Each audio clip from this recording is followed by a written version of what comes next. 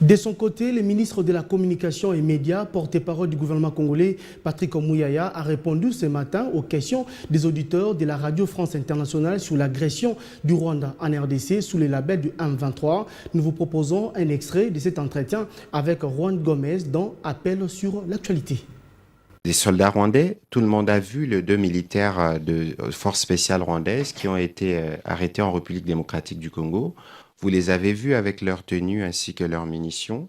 Et puisqu'il existe un mécanisme conjoint de vérification, à travers ces mécanismes, ces militaires ont été en toute liberté interrogés. Ils ont dit qu'ils étaient en opération spéciale en République démocratique du Congo. Ils devaient attaquer le camp militaire de Rumangabo. Ils ont été défaits dans leur tentative par nos forces armées et ils se sont perdus 25 km loin de la frontière. Et vous avez vu que le Rwanda a dans un communiqué reconnu que c'était ses militaires.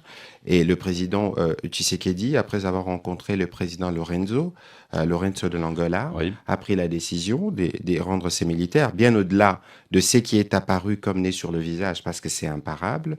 Vous savez tous que nous ne sommes pas belliqueux pour traverser la frontière et aller prendre les militaires rwandais, mais il existe aujourd'hui des images, des drones, et je souhaiterais vivement que la MONUSCO sorte de son silence et de son administration pour qu'elle soit en mesure de dire comment, et cela sera en mémoire aussi de 8 casques bleus qui ont été tués parce que leur hélicoptère a été bombardé par la M23. Au moment où je vous parle, il y a 2 jours, la MONUSCO, les casques bleus de la MONUSCO ont encore essuyé des obus et ils le disent que le matériel utilisé par la M23, qui, je dois le rappeler, est un mouvement défait depuis 2013 et désarmé, est un matériel sophistiqué, des matériels de vision nocturne. C'est tellement évident que cela apparaît comme nez sur les visages et qu'aujourd'hui, on ne peut plus continuer à nous mentir. Parce que il y a quelques années, c'était la même rhétorique.